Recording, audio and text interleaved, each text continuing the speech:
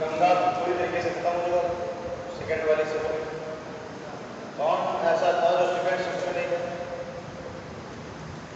इसने फर्स्ट पढ़ी और सेकंड के लिए चला गया होगा। तो कल हम लोगों ने सेकंड शिफ्ट में वो इमरजेंसी वाली शिफ्ट लगी थी, ठीक है। उसमें हम लोगों ने गंगा कंप्लीट कर लिया था, यानी जो हमारे हिमालयी नदी तंत्र है, हमारा जो हिमालयी नदी तंत्र है, उत्तर भारत का हिमालयी नदी तंत्र, हिमालय से निकलने वाली नदियाँ और उसकी जो मुख्य सहायक नदियाँ जो सारी कहाँ से निकल रही हैं, हिमालय से निकल रही हैं, वो हम लोगों ने कंप्लीट कर लिया था। अब हमको जो दूसरा हम लोगों ने डिवाइड किया था, अगर देखा जाए तो इसको हम लोगों ने डिवाइड कैसे किया था रेफरेंस का, एक उत्तर भारत की नदियों में हिमालय से निकलने वाली और एक दक्षिण भारत की प्रायद्वीपीय नदियां। दूसरा हमारा सेगमेंट क्या है?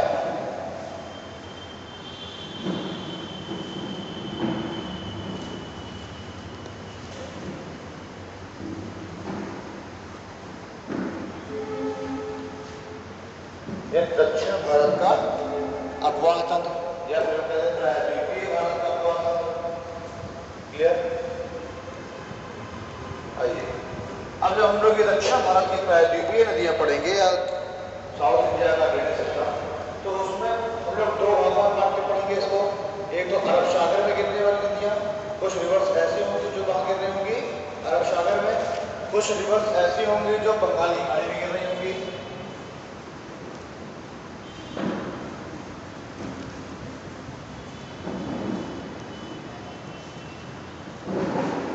ऐसे कुछ नदियां गिर रही होंगी अरब सागर में, जिसमें खंबात की खाड़ी में भी कुछ गिरेंगी, कुछ नीचे आकर के गिरेंगी, कुछ इधर मन्नार की खाड़ी में गिरेंगी, कुछ पाक की खाड़ी में गिरेंगी, बाकी बंगाल की खाड़ी में गिरेंगी। तो हम लोग एक एक करके इनकी भी हम लोग चर्चा कर लेंगे। सबसे पहले इस चर्चा के क्रम में हम लोग देखेंगे यहाँ पे हमारा विंध्याचल, ये विंध्याचल है और ये देखिए सतपुड़ा है। कुछ रिवर्स हैं जिनका फॉर्मेशन हो रहा है विंध्याचल से। अब मैंने कहा था कि विंध्याचल जो है उत्तर भारत और दक्षिण भारत के मध्य सीमा में निर्धारण करता है, यानी विंध्याचल के उत्तर का जो हिस्सा है उसको हम लोग उत्तर भारत कहते हैं और विंध्याचल के दक्षिण के हिस्से को हम क्या कहते हैं? दक्षिण भारत कहते हैं। यानी कि विंध्याचल प्रायद्वीपीय पठार में जो हमारे प्रायद्वीपीय भारत है इसका एक हिस्सा है। यानी कि अगर जो नदियां विंध्याचल से निकल रही हैं सही मायने में उसको भी हम काउंट किसमें करेंगे? प्रायद्वीपीय भारत की नदियों में। भले ही वो सहायक नदियां किसकी है? गंगा की। वो गंगा की सहायक नदियां हैं जो विंध्याचल से निकल रही हैं, लेकिन वो कौन किसमें करेंगे?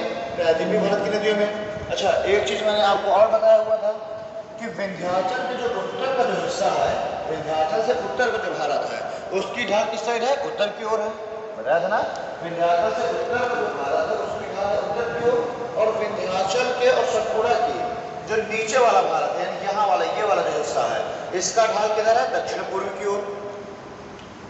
बात समझ आ रही है?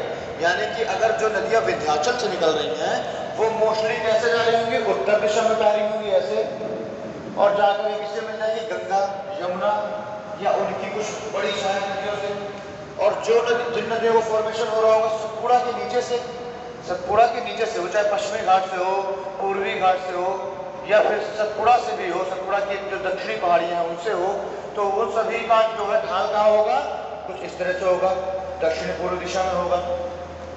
क्लियर है? मैंने भारत का ढाल दो तरीके से बताया था। विंध्याचल के उत्तर का जो ढाल है वो उत्तर दिशा में है और विंध्याचल सतपुड़ा के दक्षिण का जो ढाल है वो दक्षिण पूर्व दिशा में है। ठीक है, चलिए अब देखते हैं इसमें। सबसे पहले हम लोग देख लेते हैं, बिल्कुल ऊपर से क्रम से चले आते हैं। सबसे पहले हम देखेंगे कि कुछ ऐसी नदियां जिनका उद्गम हो रहा है विंध्याचल से, जिनका उद्गम हो रहा है विंध्याचल से और वो अप्रत्यक्ष रूप से गंगा नदी तंत्र का हिस्सा बन जा रही है। अप्रत्यक्ष रूप से वो क्या हो रही है? डायरेक्ट अगर नहीं भी मिल रही पर फिर भी वो घूमते फिरते जाके गंगा से जरूर मिल रही है। तो सबसे पहले हम लोग विंध्याचल से जो नदियों का ओरिजिन हो रहा है उनको एक एक देख ले रहे हैं। इसी क्रम में हम लोगों ने कल बात कर ली थी चंबल की भी, कल चंबल की बात कर ली थी। चंबल का उद्गम आपका विंध्याचल से ही हो रहा है। यही विंध्याचल में एक जनापाव हिल, विंध्याचल में यहीं पे था एक जनापाव हिल, इस जनापाव हिल से उद्गम हो रहा था चंबल नदी का। चंबल नदी तो ऐसे ही बहती है उत्तर की ओर पहले शुरुआत में, फिर थोड़ा राजस्थान जाते हैं, फिर बह करके इटावा मिल जाएगी। चंबल नदी चनपाओ हिंद से उद्गम हो रहा था, ये भी प्रायद्वीपीय भारत की नदी का हिस्सा है। एक नदी आगे इससे बनास मिल जा रही है, शिप्रा आगे मिल जा रही है, पार्वती मिल जा रही है। ये कल हम लोगों ने इसकी चर्चा कर ही ली थी चंबल नदी की। एक हमने चंबल को देख लिया, चंबल में जो मुख्य परियोजनाएं थी वो भी हम लोगों ने चर्चा कर लिया है। अब देखिए इसके बाद हम लोग देखेंगे यहीं पे एक नदी और है, माही नदी। इसका उद्गम हो रहा है आपका विंध्याचल रेंज से, माही नदी। इसका उद्गम हो रहा है मेहद झील से, विंध्याचल में ही, विंध्याचल के धार जिले में, विंध्याचल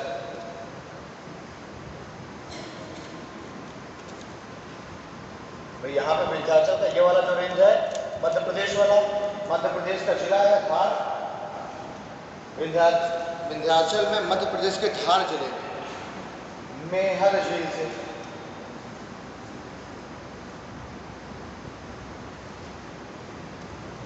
मेहद झील, इससे एक नदी का उद्गम हो रहा है, नाम है उसका माही।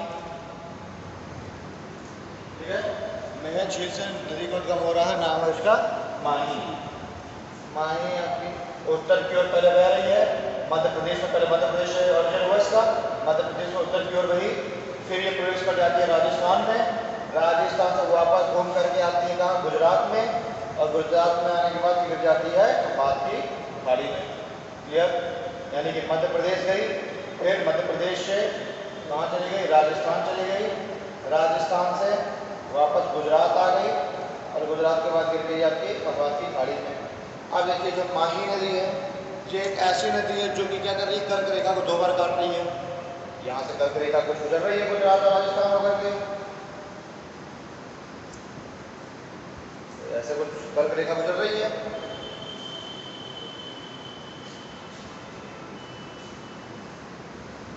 ठीक है, कर्क रेखा।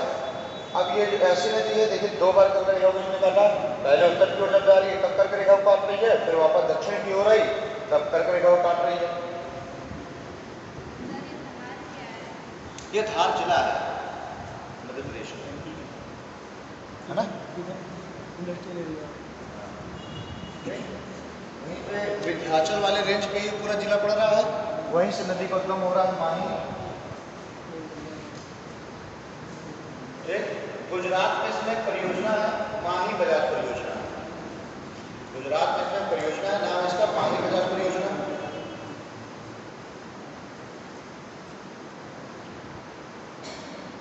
ठीक है, तो ये एक ऐसी नदी हो गई जो कि क्या कर रही है, कर्क रेखा को 2 बार काट रही है। अच्छा, विषुवत रेखा को 2 बार काटती है नदी अफ्रीका कॉन्टिनेंट में, कॉन्गो। ठीक है, एक नदी है जो मकर रेखा को 2 बार काटती है, लिम्पोपो। ठीक, तो ये माही नदी हम लोगों ने देख लिया, माही बजाज इसमें परियोजना है गुजरात में, धार जिला मेहद झील से निकल रही है, कर्क रेखा को 2 बार काट रही है।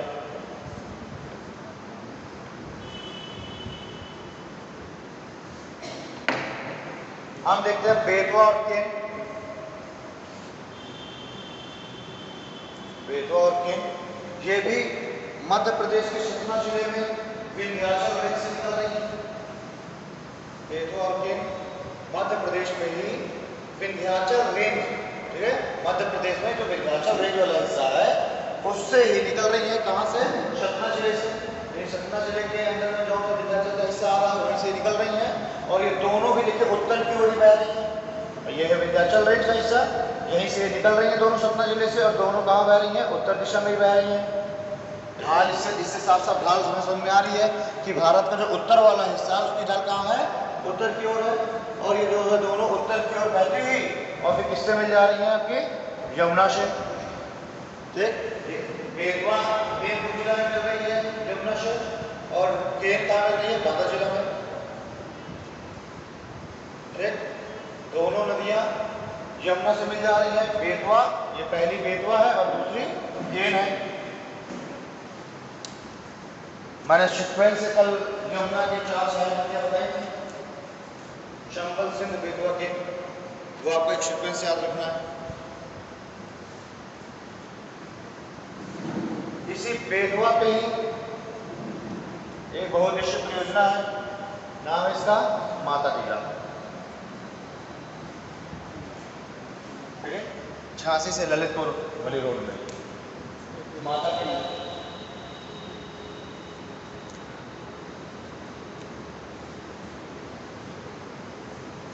अच्छा, अभी कुछ समय पहले से एक परियोजना और इसमें स्टार्ट की जा रही है इन दोनों नदियों को लिंक करने के लिए, बेतवा केन लिंक परियोजना। ठीक है, अब ये लिंक परियोजना की आवश्यकता क्यों समझ में आई, क्यों जो है इस समय बड़े जोर शोर से चल रही है नदियों को आपस में कनेक्ट करने की बात चल रही है? क्या फायदा होगा नदियों को आपस में कनेक्ट कर देने से?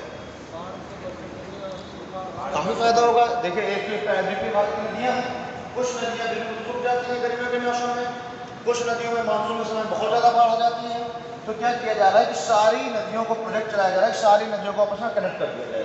यानी कि अगर मानसून में किसी नदी में ज़्यादा चला गया तो उससे हम दूसरी नदियों में जल को भेज देंगे, जिससे क्या होगा, बाढ़ जो आने की संभावना वो कम हो जाएगी। और दूसरी बात, गर्मियों के मौसम में जिस समय पानी की कमी होगी, मान लीजिए केन में पानी की कमी है और हमारे पास पानी ज़्यादा है बेतवा में, तो क्या करेंगे, बेतवा से केन में पानी भेज देंगे।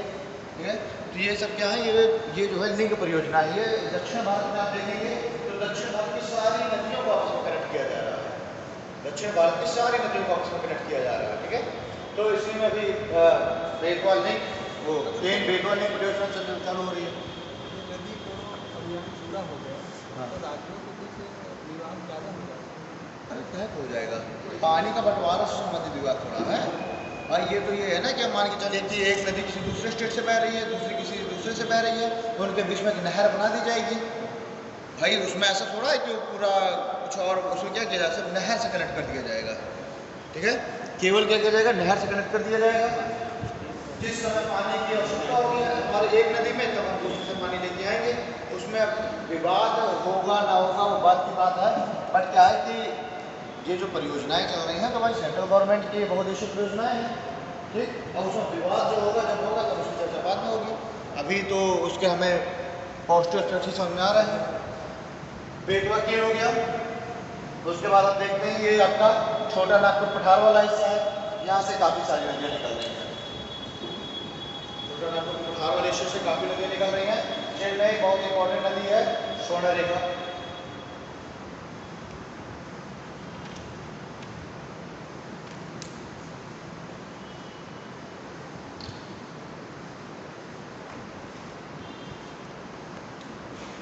या अब आप ये ऐसा करिए, लेकिन बंगाल की खाड़ी में गिरने वाली नदी, बंगाल की खाड़ी में गिरने वाली मुख्य नदियाँ,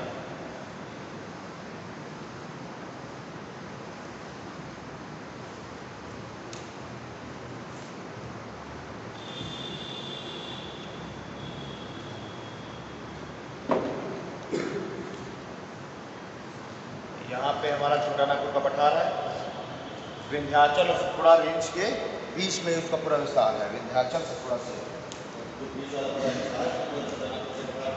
विस्तार है, वहाँ से एक नदी निकल रही है इम्पोर्टेंट। छोटा नागपुर के पठार का ऊपर का हिस्सा कहलाता है रांची का पठार, वहीं से एक नदी निकल रही है, नाम है उसका स्वर्णरेखा। स्वर्णरेखा नदी निकल रही है जो कि झारखंड से इसका उद्गम हो रहा है, फिर झारखंड के बाद उड़ीसा आ रही है और उड़ीसा से फिर गिर जा रही है बंगाल की खाड़ी में। स्वर्णरेखा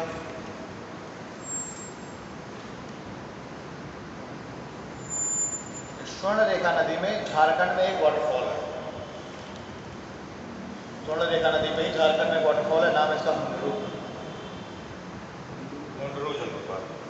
और इसी हुंडरू जलप्रपात पे ही हाइड्रो पावर प्लांट स्थापित किया जा रहा है। हुंडरू जलप्रपात पे हुंडरू परियोजना स्थापित की जा रही है। हुंडरू स्वर्णरेखा नदी पे भी। अच्छा, एक नदी मैंने सोन नदी बताई जिसमें सोने के कण पाए जाते हैं, और दूसरी नदी स्वर्णरेखा हो गई जिसमें स्वर्ण कण पाए जाते हैं, क्योंकि ये तो छोटा नागपुर के पठार से ही निकल रही है। और उसको जो है बाउल ऑफ मिनरल्स कहते हैं हम लोग। तो स्वर्ण रेखा नदी पर भी सोने के काम पाए जा रहे हैं। क्लियर है। जो आपका जमशेदपुर है, क्या हो गया, जमशेदपुर है, टाटा इंडस्ट्री है, उसको पूरा क्षेत्र की आवश्यकताओं की पूर्ति यही नदी कर रही है। ठीक। अब ये पूरे ऐसे क्षेत्र से बह रही है जहाँ पे इंडस्ट्री है। इसमें से क्या होगी, पोल्यूटेड नदी होगी। ठीक। तो ये भी काफी हद तक पोल्यूटेड नदी है। ठीक है। इसमें इंपॉर्टेंट आपका हुंड्रू जलप्रपात है, जिसमें कि हुंड्रू बहुउद्देशीय परियोजना भी स्थापित की जा रही है। फिर यहाँ पे आपको देख रहे हैं, यहाँ पे थे हमारा अमरकंटक की मैंने बताया था, नॉर्थ से निकल रही है सोन नदी, वेस्ट से निकल रही है नर्मदा, और इसका जो दक्षिण वाला जो हिस्सा है, दक्षिण वाले हिस्से को हम कहते हैं सिहावा की पहाड़ी। दक्षिण के हिस्से को, इसे पूरे अमरकंटक के दक्षिण वाले भाग को हम कहते हैं सिहावा की पहाड़ी। और ये सिहावा कहाँ है, छत्तीसगढ़ में। इसी से एक नदी निकल रही है, इसका नाम है महानदी। एक नदी निकल रही है, नाम है इसका महानदी।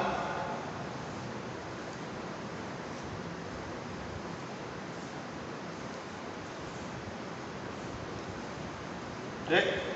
ओडिशा से, छत्तीसगढ़ से निकल रही है, छत्तीसगढ़ के बाद ओडिशा में आ रही है, छत्तीसगढ़ से उड़ीसा होते हुए, और उड़ीसा के तट पे पारादीप के तट पे बिल्कुल कहाँ गिर जा रही है, बंगाली खाड़ी में। डेल्टा का निर्माण करते हुए महानदी पारादीप के तट पर, पारादीप किसी थे बिल्कुल आइलैंड है वो भी पारादीप, पारादीप के तट पे महानदी गिर जा रही है बंगाली खाड़ी में। अब ये जो महानदी है, इसको इस समय कहा जाता था बिहार का शोक, उड़ीसा का शोक। क्या कहा जाता था, उड़ीसा का शोक। शोक क्यों कहा जाएगा, क्योंकि बाढ़ की मात्रा ज्यादा होगी, बाढ़ ज्यादा आएगी।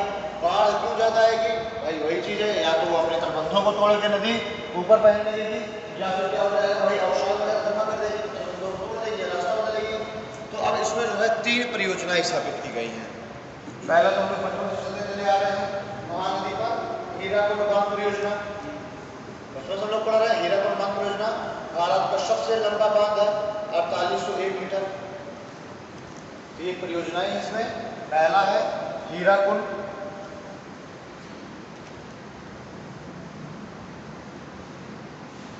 हीराकुंड 4801 मीटर लंबा बांध है, भारत का सबसे लंबा बांध। ठीक। दूसरा इसमें एक बांध बनाया गया नराज बांध, और तीसरा है एक टिक्कर पारा। है तो बहुत सारे बांध, लेकिन मुख्य हमें 3 ध्यान देने हैं। टिक्कर पारा, हीराकुंड, नराज और टिक्कर पारा। हीराकुंड, नराज और टिक्कर पारा। ठीक है। 3 इसमें प्रमुख बांध बनाए गए हैं। इन 3 बांध बनने की वजह से क्या है, अब इसमें आने वाली जो बाढ़ है उसमें कमी आई है। क्लियर।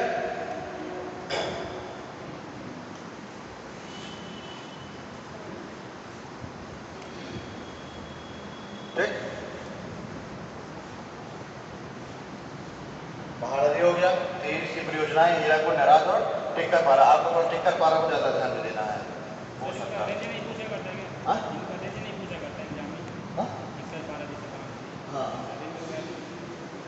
इसकी नदी, अरे नहीं, ये सब नहीं पूछता। मुझसे आपसे पूछने का टिक्कर पारा बांध कौन से स्टेट में है, अपने ओडिशा में है तीनों, या फिर कौन सी नदी पर स्थित है। मान लीजिए अगर पूछ लेता है तो पूछेगा भी कुछ, लेकिन आपको तो याद रखना है।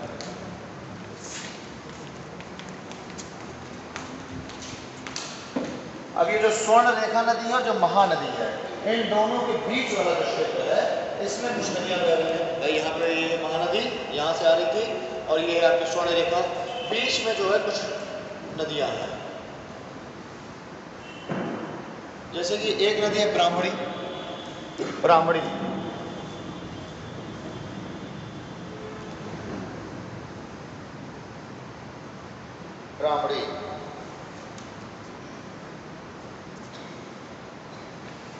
ब्राह्मणी नदी का उद्गम छत्तीसगढ़ पठार से हो रहा है। ब्राह्मणी नदी का उद्गम भी छत्तीसगढ़ पठार से हो रहा है। और इसमें इंपॉर्टेंट क्या है कि ये जहाँ पर ये गिर रही है वहाँ पे एक आइलैंड का फॉर्मेशन हुआ है। Wheeler leap. ब्राह्मणी नदी के मुहाने पर एक आइलैंड स्थित है जिसको हम कहते हैं व्हीलर आइलैंड। इसी का नाम बदल करके अपना दिया गया एपीजे अब्दुल कलाम आइलैंड। ठीक, और व्हीलर द्वीप इसलिए फेमस था, इसलिए वही फेमस है एपीजे अब्दुल कलाम द्वीप अपने रॉकेटों के वो मिसाइल्स टेस्टिंग के लिए, यानी जो हमारा मिसाइल टेस्टिंग स्टेशन है कहाँ पर है, इसी व्हीलर द्वीप पर स्थित है या एपीजे अब्दुल कलाम द्वीप पर स्थित है। भाई मिसाइल अलग चीज हो गई और रॉकेट अलग चीज हो गई, ठीक ना। रॉकेट क्या होता है, पेलोड लेकर के ऊपर जाएगा, वहां से जो हम लोग प्रक्षेपण करते हैं रॉकेटों का, जब उपग्रह हम लोग भेजते हैं तो हम लोग वहां भेजते हैं। पुलिकट क्षेत्र में जो श्रीहरिकोटा है उससे, और जो है जो हम लोग मिसाइलों की टेस्टिंग करते हैं, जैसे हमारी अग्नि मिसाइल होगी, पृथ्वी नाम वगैरह देखते हैं धनुष वगैरह, तो इन सभी की टेस्टिंग हम कहाँ करते हैं, इसी व्हीलर द्वीप पे, जिसका नामकरण कर दिया गया है मिसाइल मैन जो हमारे एपीजे अब्दुल कलाम थे उनके नाम पे, एपीजे अब्दुल कलाम द्वीप। ठीक है, इसी को चांदीपुर द्वीप भी इसी को कह देते हैं। तो ये कौन सी नदी के मुहाने पर है, स्वर्णरेखा नदी के मुहाने पर। स्वर्णरेखा का मेरी नींद नहीं खुली क्या, उल्टा सीधा बोल रहा हूँ। ठीक है, ब्राह्मणी के ही नीचे दो और नदियां हैं, एक ऋषिकुल और एक देवी है। एक ऋषिकुल नदी है और एक देवी है। इनका उद्गम भी आपको वही झारखंड छत्तीसगढ़ से हो रहा है। हाँ भाई, ये वाला जो हिस्सा है छोटा नागपुर का पठार वाला हिस्सा, इसके जो नीचे वाला भाग है भाई, ऊपर का जो पूरा हिस्सा है रांची का पठार है, पूरा झारखंड में स्थित है। नीचे का जो हिस्सा है वो थोड़ा सा आपका छत्तीसगढ़ और उड़ीसा में भी विस्तार है इसका, काफी बड़ा पठार है। तो यही इसके जो नीचे वाला जो हिस्सा है दक्षिण वाला, वहीं से दो नदियां निकल रही हैं, ऋषिकुल और देवी। ऋषिकुल नदी और देवी दो नदियां निकल रही हैं, ऋषिकुल और देवी। भाई अब ये है मान लीजिए ऋषिकुल और ये है देवी, दोनों आकर के कहाँ गिर रही हैं, बंगाल की खाड़ी में। तो ये इनका जो दोआब वाला क्षेत्र है जहाँ पे डेल्टा बना रही हैं, समुद्र में गिरने से पहले क्या करेंगे, डेल्टा बनाएंगे ना, डेल्टा फॉर्मेशन करेंगी। तो ये ऋषिकुल और देवी नदियों का जो डेल्टा है, वहाँ पे जो है आपका एक सेंचुरी पार्क बनाया गया है जिसका नाम है गहीर माथा। ठीक है, एक सेंचुरी पार्क का निर्माण कर रहा है, वैसे ये सिमली पार नेशनल पार्क से बह रही है, और उसी सेंचुरी जो सिमली पार है उसी में बनाया गया है अंदर गहीर माथा। ठीक है ना, वही नेशनल पार्क में सिमली पार, उसी के अंदर बनाया गया गहीर माथा। अभी जो गहीर माथा जो वन्य जीव अभ्यारण्य है, तो सिमली पार नेशनल पार्क हो गया। अब जो अभ्यारण्य जो होते हैं वो किसी एक स्पेसिफिक प्रजाति के संरक्षित करने के लिए होता है। नेशनल पार्क में क्या होता है, मतलब काफी ज्यादा वैरायटी रखी जाती है एक साथ, ठीक। लेकिन जो अभ्यारण्य होते हैं वो किसी एक निश्चित प्रजाति को संरक्षित करने के लिए बनाए जाते हैं।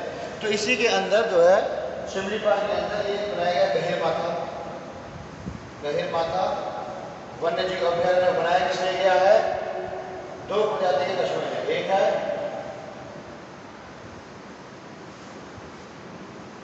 ओलिव रिडले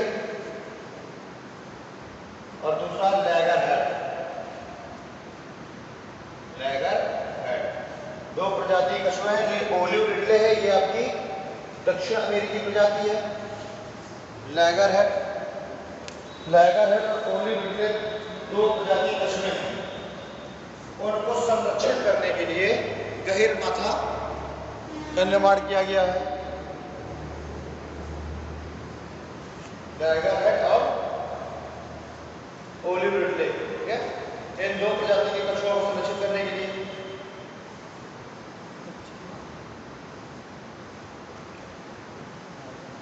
ठीक है, चलिए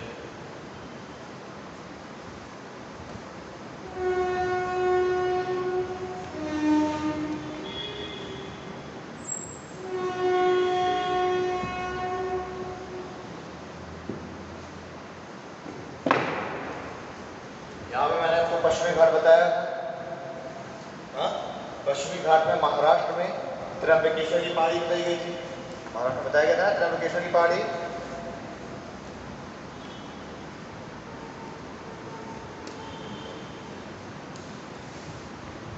त्र्यंबकेश्वर की पहाड़ी बताई गई थी।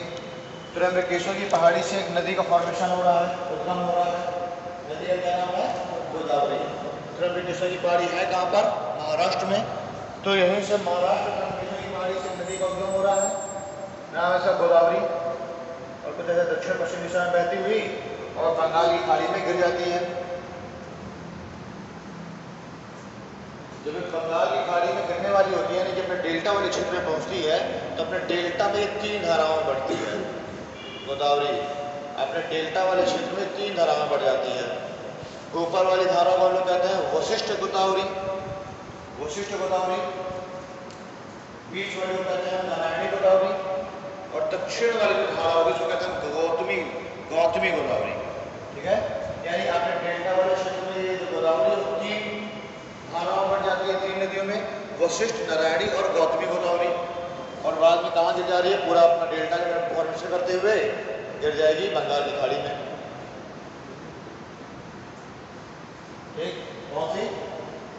गोदावरी नदी। अच्छा, गोदावरी नदी क्या है? हमारे दक्षिण भारत की दूसरी सबसे, दक्षिण भारत की पहली सबसे लंबी नदी है, सबसे लंबी नदी दक्षिण भारत की है गोदावरी। और अगर आप भारत की बात कर लेते हैं तो भारत की ही जो नदी है तो सेकेंड लार्जेस्ट नदी है भाई। उसमें आप सिंधु और ब्रह्मपुत्र को काउंट नहीं कर सकते क्योंकि भारत की नदियां नहीं है, वो सिर्फ क्या भारत छोड़ के बह रहे हैं। लेकिन अगर भारत की सबसे लंबी नदी है तो गंगा है, और दूसरी सबसे लंबी नदी कौन सी है? गोदावरी है। लंबाई इसकी अगर बात कर लेते हैं 1465 किलोमीटर समथिंग लगभग इसकी लंबाई है। महाराष्ट्र इसका उद्गम हो रहा है, महाराष्ट्र के बाद भी जाती है महाराष्ट्र जाएगी फिर थोड़ा सा मध्य प्रदेश वाले हिस्से में, यानी मुख्य रूप से अगर देखा जाए तो महाराष्ट्र में बह रही है। महाराष्ट्र तकरीबन 56% इसका जो लंबाई है वो महाराष्ट्र में है। उसके बाद मध्य प्रदेश से फिर वो आ जा रही है तेलंगाना वाले क्षेत्र में, और फिर वहां से चली जा रही है आंध्र प्रदेश, और आंध्र प्रदेश के तट पे गिर जाएगी कहाँ? बंगाल की खाड़ी में।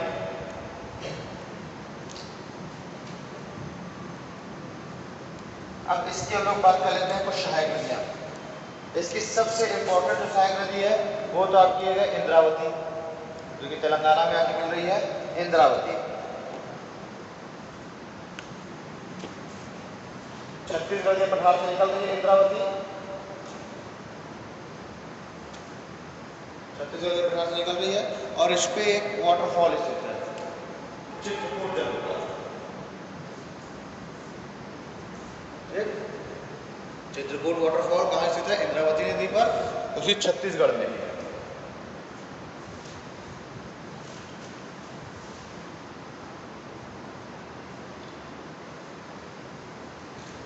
कौन सा जलप्रपात है? चित्रकूट जलप्रपात, काफी इंपॉर्टेंट है, आपसे पूछ सकता है, छत्तीसगढ़ में स्थित है। कुछ इसकी और सहायक नदियां जैसे कि पेनगंगा, वेनगंगा, सहायक नदियों में इसकी लिख लीजिए, पेनगंगा, वेनगंगा, पूर्णा, वर्धा, वेनगंगा, पूर्णा, वर्धा, प्राणहिता,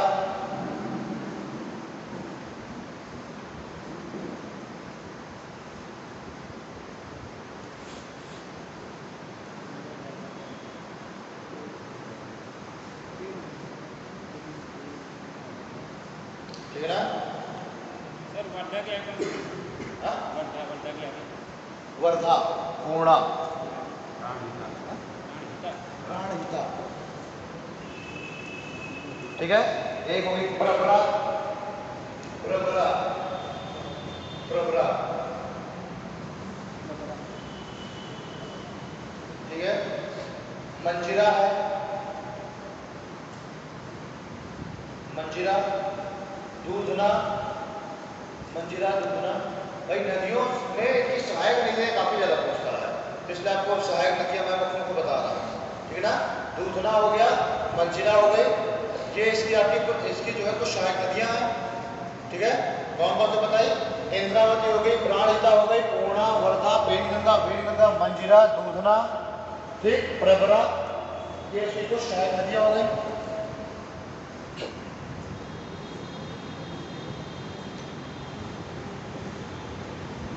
ठीक है।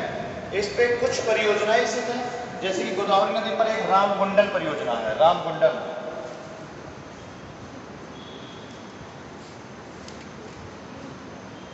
रामकुंडल परियोजना है, या फिर तेलंगाना में स्थित है। रामकुंडल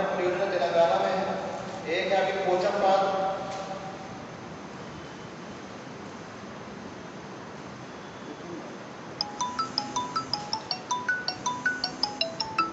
एक पोचमपाद, वो भी आपकी पोचमपाद या रामसागर इसको कहते हैं, पोचमपाद या रामसागर परियोजना, ये भी आपकी इसी तरह उसी में तेलंगाना में। एक है कि चायकवाड़ी, चायकवाड़ी पोचमपाद,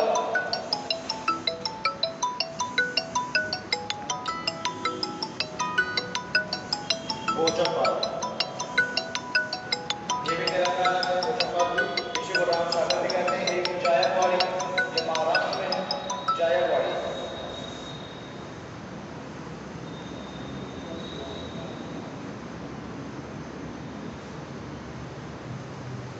ठीक है, चायकवाड़ी हो गई। इसी में आपका तेलंगाना और आंध्र प्रदेश के पास ही निजाम सागर, इसमें एक झील स्थित है, यानी है तेलंगाना का ही हिस्सा है। निजाम सागर एक लेक है, वो ध्यान देना है आपको। निजाम सागर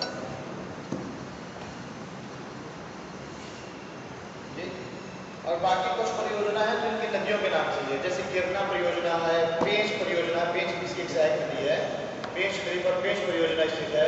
ठीक है, इंद्रावती नदी पर इंद्रावती परियोजना स्थित है। तो वो सब उसके नाम पे ही है, तो मैंने उसकी सहायक नदियों के नाम बता दिए, तो उससे आप लोग आइडिया निकाल ले जाएंगे। ठीक है, तीन मुख्य थी, एक जायकवाड़ी, पोचमपाद और रामगुंडम, तो इनको आपको ध्यान में देना है। और आपकी निजाम सागर जो लेक है, ठीक, निजाम सागर जो यहाँ पे तालाब है, उसको ध्यान में देना है।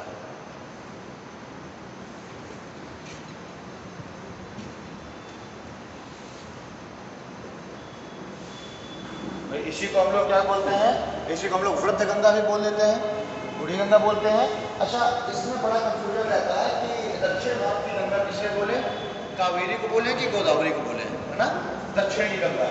तो देखिए, जैसे कभी कभी केरल की गंगा नाम आ रहा है, तो हाँ, केरल की गंगा, तो उसमें आप कावेरी को ज़्यादा बोलते हैं, क्योंकि केरल में कावेरी, वो जो नीचे का जो दक्षिण वाला हिस्सा है ना, तमिलनाडु का और वो केरल वाला वो हिस्सा, वहाँ कावेरी जो है बहुत ज़्यादा पवित्र मानी गई है। यानी हम लोग गंगा को इतनी ज़्यादा भाई बोलते भले ही हैं कि गंगा हमारी सबसे पवित्र नदी है, पर हम लोग इतनी जो है उसकी केयर नहीं करते। लेकिन वहाँ के लोग कावेरी को अगर मानते हैं कावेरी माँ, तो उसकी केयर बहुत ज़्यादा करते हैं। यानी उस क्षेत्र में कावेरी बहुत ज़्यादा शुद्ध है। ठीक है, तमिलनाडु और केरल वाले क्षेत्र में। तो ये जो दक्षिण की गंगा वाला जो क्वेश्चन है, इसमें आज तक मुझे भी बहुत कंफ्यूज हो गया, किसको बोले। किसी बुक में उसमें दे दिया है गोदावरी को, किसी में दे दिया है उसमें कावेरी को। ठीक, तो अगर देखिए, बस ये मैंने डिफरेंस पकड़ पाया है कि दक्षिण गंगा का कहीं कहीं है दक्षिण गंगा, तो गोदावरी है, और दक्षिण भारत की गंगा है तो कावेरी है।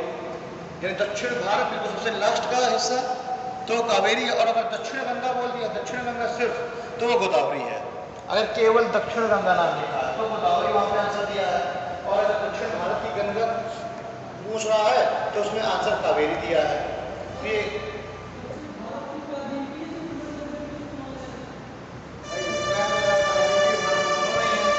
दोनों एक प्रायद्वीप में बह रही है। ठीक है, दोनों एक प्रायद्वीप में बह रही है, तो अब यार किसको माना जाए, ये बड़ा कंफ्यूजिंग वाला सवाल है। हाँ, ये भाई देखिए, ये आप पर कंफ्यूज नहीं हो रहा, मैं पर कंफ्यूजन हो रहा, सभी कंफ्यूज हो रहा है, क्योंकि कुछ राइटर्स ने गोदावरी को बोल रखा है, कुछ राइटर्स ने कावेरी को लिख रखा है। तो मैंने जितना बहुत ज़्यादा रिसर्च करके मैं ढूंढा है, तो जहाँ सिर्फ दक्षिण गंगा लिखा है तो गोदावरी है, और जो दक्षिण भारत की गंगा जहाँ पे लिखा है वहाँ पे कावेरी आंसर दिया है। तो इतना मैं केवल डिफरेंस पकड़ पाया अभी तक। तो अगर आपको इतना डिफरेंस पकड़ना है तो ठीक है, और न भगवान भरोसे छोड़ दीजिए कि क्वेश्चन ही ना आए। ठीक है, हाँ, दक्षिण की गंगा तो गोदावरी, और दक्षिण भारत की गंगा तो वहाँ पे कावेरी। एक भाई दक्षिण गंगा मतलब क्या है कि भाई एक उत्तर में गंगा बह रही है और एक दक्षिण में गंगा बह रही है, तो ये दक्षिण गंगा हो गई। ठीक, और अगर दक्षिण भारत की बात करते हैं तो फिर तमिलनाडु में बह जा रही है तो कावेरी है। ठीक है, वैसे ऐसा नहीं है कि जो गोदावरी बह रही है कि दक्षिण भारत का हिस्सा नहीं है, ये भी दक्षिण भारत का हिस्सा है, लेकिन अब क्या किया जाए भाई, अब इसमें ऐसे तरह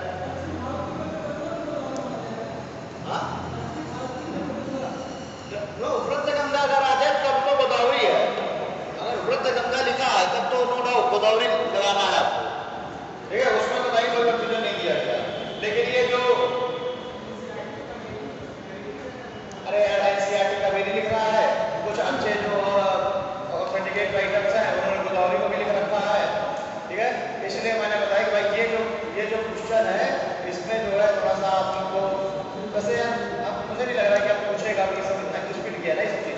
वृद्धगंगा, दक्षिण गंगा इतनी ज़्यादा भी स्पीड गई है कि अभी पूछेगा मुश्किल। और अगर पूछ लेगा तो फिर आपको ऑप्शन में देखना है कि भाई ऑप्शन में दिया है कि नहीं मोटामोटी वगैरह। अगर देता है तो फिर आपको जो है उसको छोड़ रखना है आयोग के हाथ में कि आयोग इसको सही मान रहा है। फिर मैं क्या कह रहा हूँ, फिर आपको आयोग के हाथ में छोड़ देना है कि आयोग इसको सही मान रहा है। ठीक है, ठीक। खैर इसमें बहुत ज़्यादा समय नवेश करते हैं।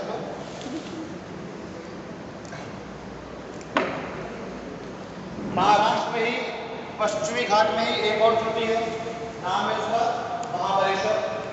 महाबलेश्वर की चोटी, महाबलेश्वर से एक नदी का उद्गम हो रहा है, नाम है इसका कृष्णा। कृष्णा, ठीक है। ये भी महाराष्ट्र से निकल रही है, महाराष्ट्र से तेलंगाना, महाराष्ट्र से कर्नाटक है, कर्नाटक से तेलंगाना, तेलंगाना से फिर कहाँ चले गए, आंध्र प्रदेश चले गए। अच्छा, महाराष्ट्र नदी, कृष्णा नदी जल विवाद बड़ा चल रहता है हमेशा। ये 1957 से चला विवाद में और आज तक इसका विवाद सुलझ नहीं पाया। तो कौन से 3 स्टेट इसमें शामिल इस विवाद में? महाराष्ट्र, कर्नाटक और आंध्र प्रदेश। ठीक, इन तीनों के बाद अब तो भाई आंध्र प्रदेश से बढ़ के तेलंगाना हो गया, तब उसमें तेलंगाना भी पार्टी बन चुका। ठीक है, पहले तो आंध्र प्रदेश हुआ करता था। तो 1957 से ये नदी जल विवाद चला आ रहा है और नदी जल विवादों को निपटाने के लिए हम लोग क्या बनाते हैं, ट्रिब्यूनल्स का निर्माण करते हैं। ठीक है, ट्रिब्यूनल्स का निर्माण करते हैं। महाराष्ट्र, कर्नाटक, तेलंगाना और आंध्र प्रदेश। अब इसमें कुछ सहायक नदियां हैं, इसकी कुछ सहायक नदी जैसे कि सबसे इंपॉर्टेंट सहायक नदी तुंगभद्रा। सबसे ज्यादा इंपॉर्टेंट कौन सी है? तुंगभद्रा। तुंग और भद्रा दो नदी, छोटी छोटी नदी सरिताओं से मिलकर के तुंगभद्रा नदी का उद्गम होता है। और विजयनगर साम्राज्य इसी तुंगभद्रा नदी के किनारे था, देखा हम लोगों ने। कुछ और नदियां हैं जैसे कि घाट प्रभा, सहायक नदियां मैं लिखवा रहा हूँ, घाट प्रभा, माल प्रभा,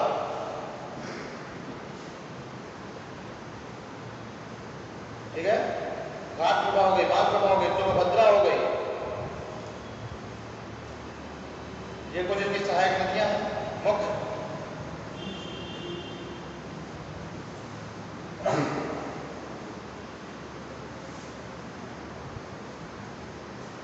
ठीक है, एक है कोयना भी है इसकी सहायक नदी।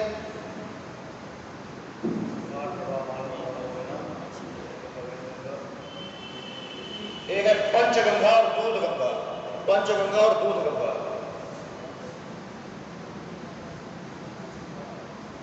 पंचगंगा और दूधगंगा ये इसकी कुछ सहायक नदियां हैं।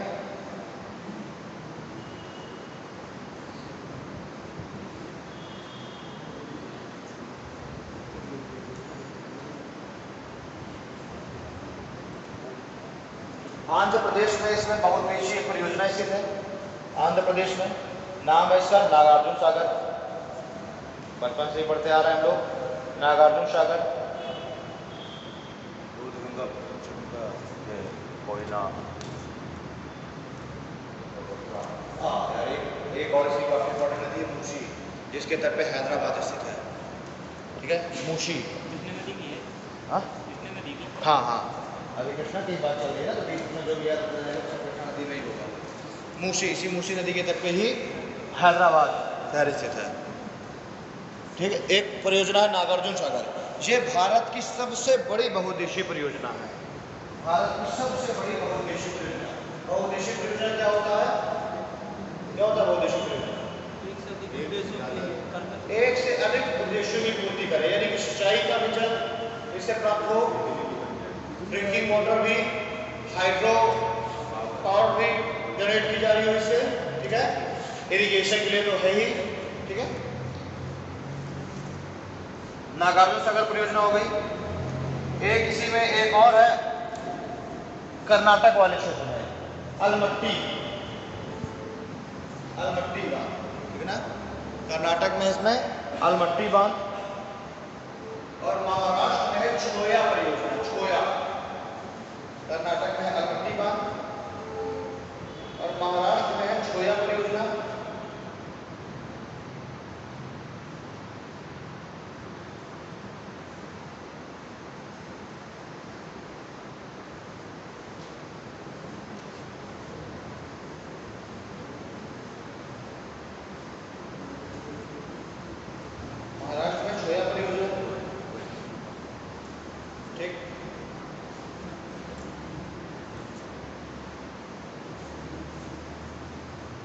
बाकी कुछ ऐसे तुंगभद्रा परियोजना है, वो तुंगभद्रा नदी पे ही है।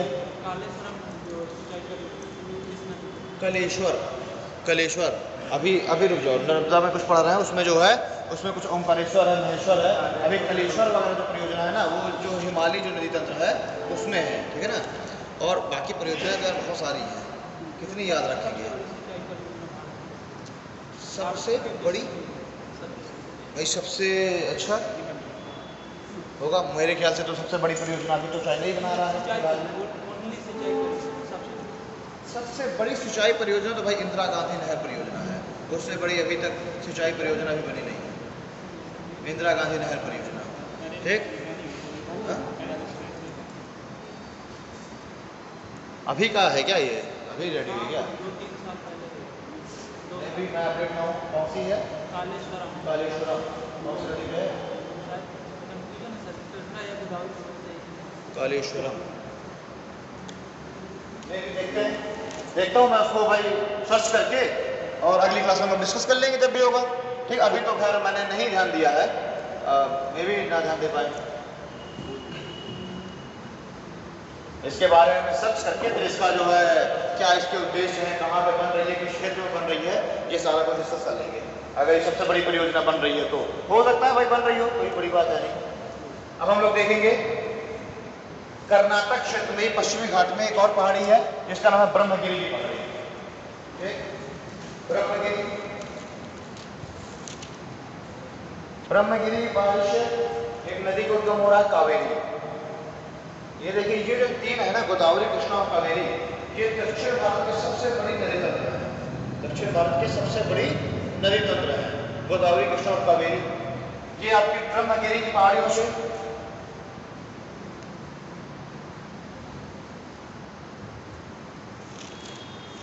ब्रह्मगिरी की पहाड़ियों से एक नदी का उद्गम हो रहा है, कावेरी, कर्नाटक से निकल रही है। फिर इसका महज 3% हिस्सा जा रहा है केरल में, और फिर उसके बाद करीब 56% हिस्सा 58% कहाँ, तमिलनाडु में। यानी सबसे ज्यादा इसके जल का उपभोग कर रहा है तमिलनाडु, सबसे कम इसके जल का उपभोग कर रहा है केरल, महज 3%, और उसके बाद बाकी शेष जो है कर्नाटक 40 के आसपास। अब इसमें जो है कर्नाटक से निकल रही है, इसमें 3 रिवर आइलैंड्स, 3 रिवर आइलैंड इसमें हमको देखने के लिए मिल रहा है। सबसे पहले हम कर्नाटक में देखे हैं, देखेंगे श्रीरंगपट्टनम, श्रीरंगपट्टनम,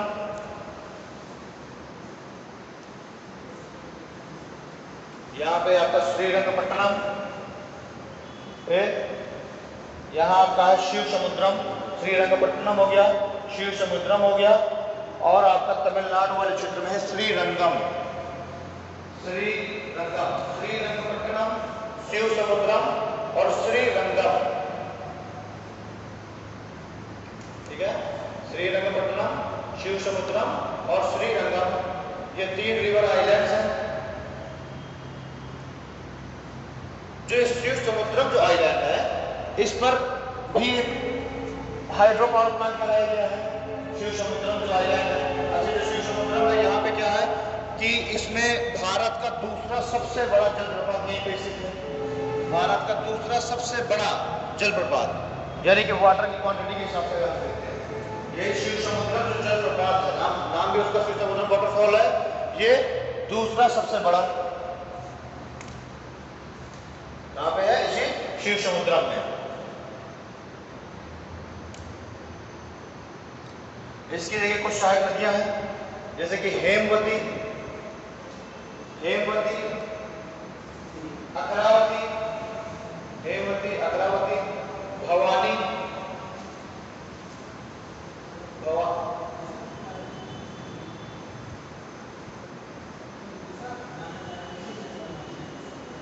देखिए हेमवती, लक्ष्मण तीरथ, ठीक है, कबिनी, अकरावती,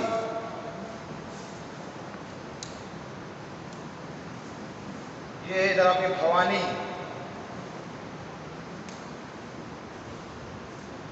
ठीक, भवानी आपकी दक्षिण से आके मिल रही है, हेमवती और अकरावती आपकी नॉर्थ से आके मिल रही है।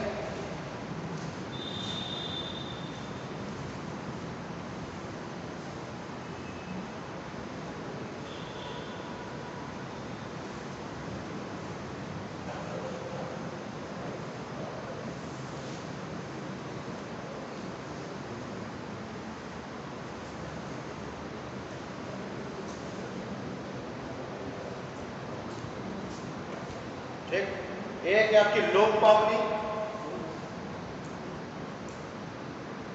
दक्षिण से आपकी कबिनी आके मिल रही है, भवानी कबिनी आपकी दक्षिण से हो गई, ऊपर से हेमवती, अग्रावती, ये मुख्य नदियां हैं, हेमवती अग्रावती ऊपर से आके मिल रही हैं। एक इसकी नदी लक्ष्मण तीरथ, लक्ष्मण तीरथ, ठीक है, इतनी नदियां जान लिया बहुत पर्याप्त, क्लियर। अच्छा, अब ये जो कृष्णा नदी बह रही थी, इसी के पहले ही कर्नाटक के कोलार जिले के नंदीदुर्ग पहाड़ियों से, कर्नाटक के कोलार जिले के नंदीदुर्ग पहाड़ियों से एक नदी का उद्गम होता है, नाम है इसका पेन्नार। पेन्नार, ये है कृष्णा नदी और ये है पेन्नार नदी। इन दोनों को जो है जोड़ा जा रहा है, तो ये जो नहर है इसका नाम है बकिंघम नहर। इन दोनों को नहर के द्वारा जोड़ा जा रहा है, पेन्नार नदी को और कृष्णा नदी को। पेन्नार नदी का उद्गम कहाँ हो रहा है? कोलार जिले के नंदीदुर्ग पहाड़ियों से एक नहर के द्वारा जोड़ा जा रहा है, नहर का नाम है बकिंघम नहर।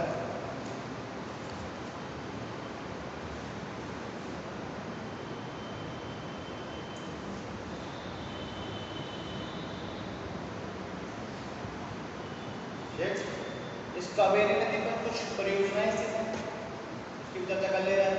एक तो शिव समुद्रम परियोजना हो ही गई, काफी बड़ी परियोजना है आपकी। एक जो है मैटूर बांध है, मैटूर बांध आप सुने हैं, तेलंगाना वाले क्षेत्र में है, और सॉरी तमिलनाडु में है, कावेरी में तमिलनाडु में है मैटूर बांध, ठीक। एक है पायकारा बांध, एक पायकारा केरल वाले क्षेत्र में।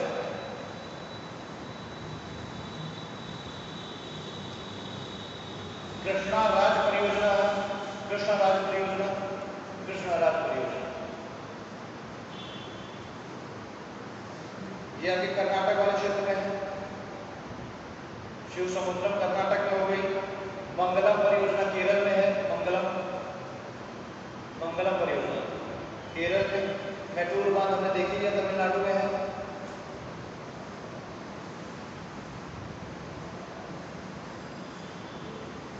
ठीक है, एक इसी कावेरी नदी में एक वो बनाया गया है रिजर्वायर, एक जलाशय है, झील, नाम उसका स्टैनले, स्टैनले, ठीक, इसी तमिलनाडु वाले क्षेत्र में ही है स्टैनले जलाशय।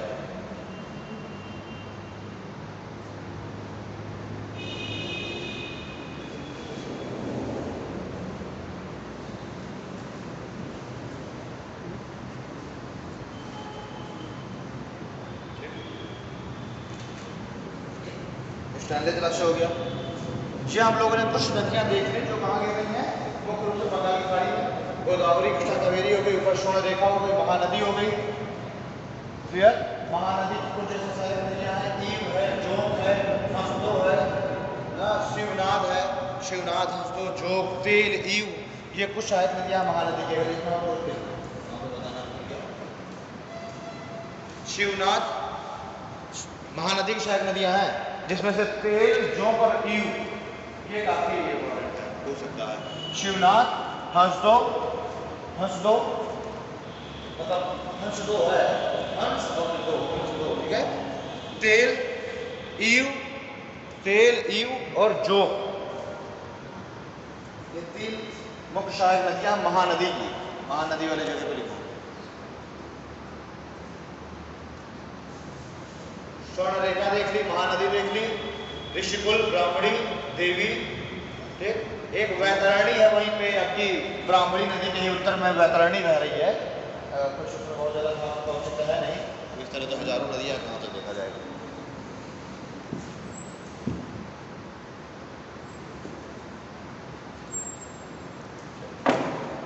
अब हम लोग देखेंगे अरब सागर में गिरने वाली मुख्य नदियाँ, अरब सागर में गिरने वाली प्रमुख नदियाँ। ये आपका पश्चिमी घाट है,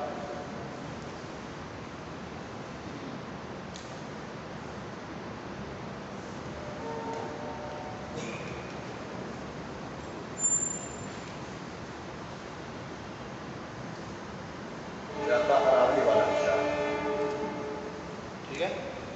अरावली में ही अजमेर, अरावली में अजमेर क्षेत्र पे जो अरावली की चोटी है ऊंची वहाँ पे पीक है, उसका नाम है नाग पर्वत। नाग अरावली में ही यहाँ पे अजमेर वाले क्षेत्र, यहाँ पे चोटी है जिसका नाम है नाग पर्वत। उस नाग पर्वत से एक नदी का उद्गम हो रहा है, नाम है इसका लूनी। लूनी नाम क्या है इसका? लूनी। ये जो लूनी है अंतःस्थलीय प्रवाह का उदाहरण है, यानी कि क्या कर रही है, कच्छ के रन में आके विलुप्त हो जा रही है, कच्छ के रन में विलुप्त हो जा रही है। क्लियर? इसकी अगर लंबाई की बात करते हैं तो तकरीबन 480-85 किलोमीटर इसकी लंबाई है। उसके बाद यहाँ पे इस क्षेत्र में जो सबसे महत्वपूर्ण नदी है वो उसका उद्गम हो रहा है ढेबर झील से। ढेबर झील, इस ढेबर झील से नदी निकल रही, नाम है उसका साबरमती।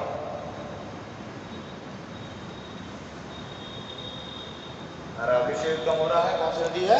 साबरमती है। पहले राजस्थान में बह रही है, राजस्थान के बाद फिर गुजरात में आ रही है। गुजरात में इसके तट पे कौन कौन से मुख्य शहर स्थित हैं? गांधीनगर और अहमदाबाद।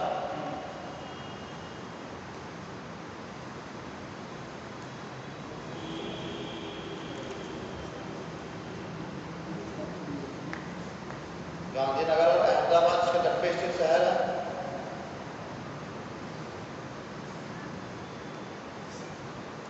ठीक, और साबरमती कहाँ गिर रही है? आके खंभात की खाड़ी में। खंभात की खाड़ी में आकर के अपना जल गिरा दे रही है।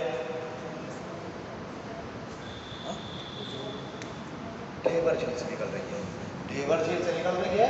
पहले राजस्थान में बह रही है, राजस्थान के बाद गुजरात में आ रही है। जो ढेबर झील है ये राजस्थान वाले हिस्से में पड़ता है, तो राजस्थान से इसका उद्गम हो रहा है।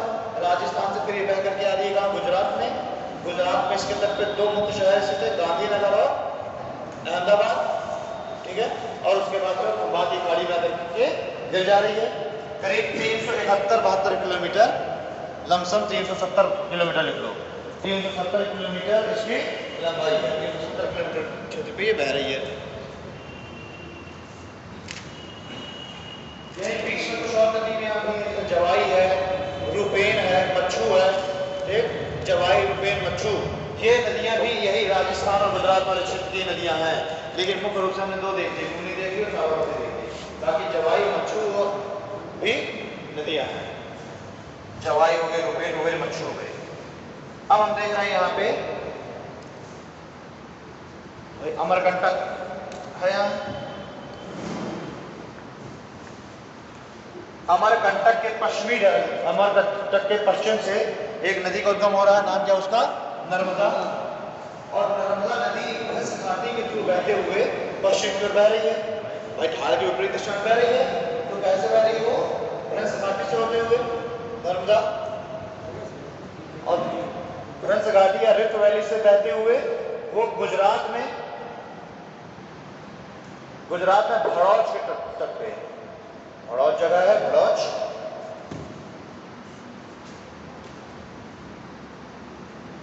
गुजरात में भड़ौच के तट पे वो खंभात की खाड़ी में गिर जा रही है। कौन सी नदी? नर्मदा। ठीक, निकल कहां से रही है? मध्य प्रदेश से। मध्य प्रदेश से आई, उसके बाद फिर कहां गई? गुजरात। सबसे ज्यादा इसका हिस्सा कहां बह रहा है? मध्य प्रदेश में। उसके बाद गुजरात आ जा रही है और भड़ौच में गिर जा रही है। ठीक है, ये जब निकलती है अपने उद्गम स्रोत से, यहाँ से निकलने के बाद जैसे थोड़ा सा आगे बढ़ती है पहुंचती जबलपुर में। इसमें हम लोगों ने देखा है कि भेड़ाघाट जलप्रपात, यानी भेड़ाघाट जगह है, भेड़ाघाट जगह है, और भेड़ाघाट जगह पे एक वाटरफॉल का फॉर्मेशन करती है, नाम है उसका धुआंधार वाटरफॉल।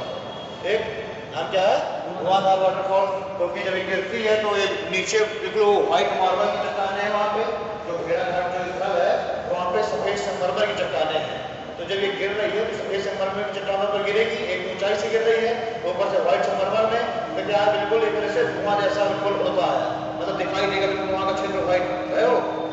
ठीक, बिल्कुल व्हाइट क्षेत्र दिखाई देगा, और क्या है वो पानी बिल्कुल फव्वारों के रूप में हमें दिखाई देगा। तो बिल्कुल वहाँ का जो दृश्य है बिल्कुल व्हाइट से दूर गिर रहा है। ठीक, तो उसका हम लोगों ने नाम रख दिया धुआंधार वाटरफॉल। क्षेत्र कौन सा? भेड़ाघाट। हम लोग कभी भेड़ाघाट जलप्रपात भी उसको कह देते हैं। तो यहाँ पे आपका जबलपुर है और जबलपुर पे ही कौन सा वाटरफॉल स्थित है? धुआंधार। एक फेमस किस लिए है ये क्षेत्र? अपने व्हाइट मार्बल के लिए। व्हाइट मार्बल के लिए क्षेत्र फेमस है।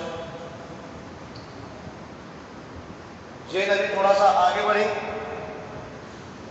दो जलप्रपात इसमें और स्थित है, एक है पुनासा और एक है मधार। पुनासा और मधार दो अन्य जलप्रपात इसमें स्थित है, पुनासा और मधार। ठीक है। रिफ्ट वैली के थ्रू बह रही है।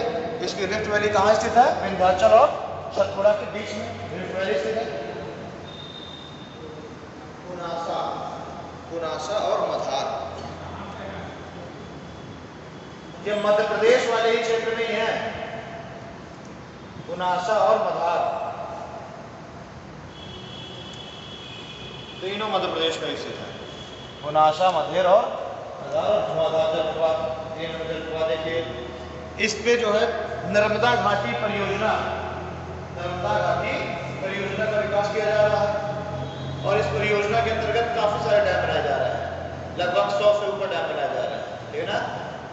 नर्मदा घाटी परियोजना में नर्मदा वैली कॉर्पोरेशन नाम दिया गया है।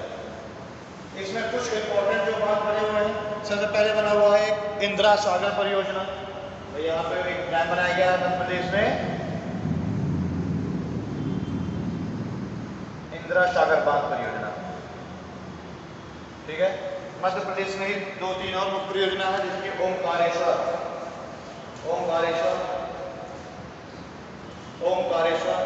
महेश्वर। और जब गुजरात में पहुंच जाते हैं तो गुजरात में इसमें बनाया गया सरदार सरोवर बांध परियोजना। ठीक है।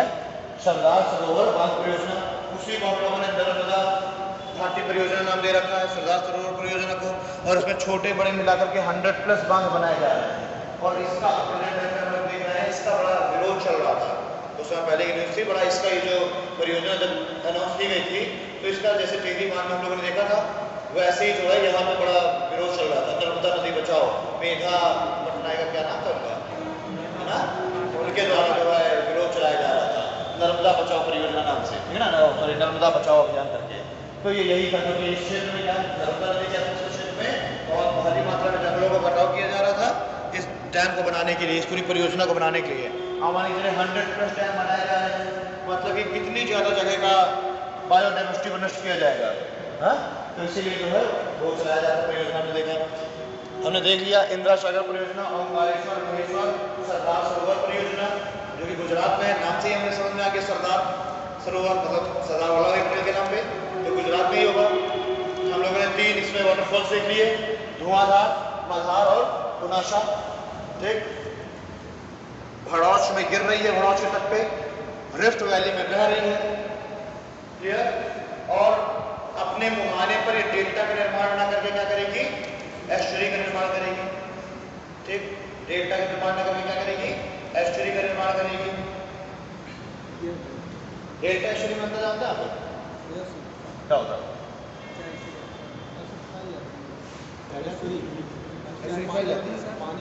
और डेल्टा में नहीं फैलती नदी।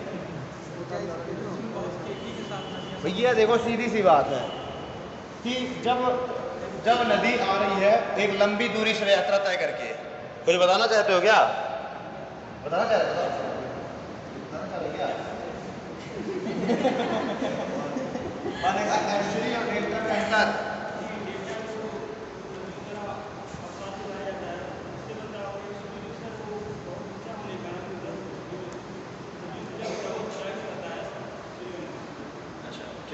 इसको थोड़ा सा और कोई क्लियर करना चाहेगा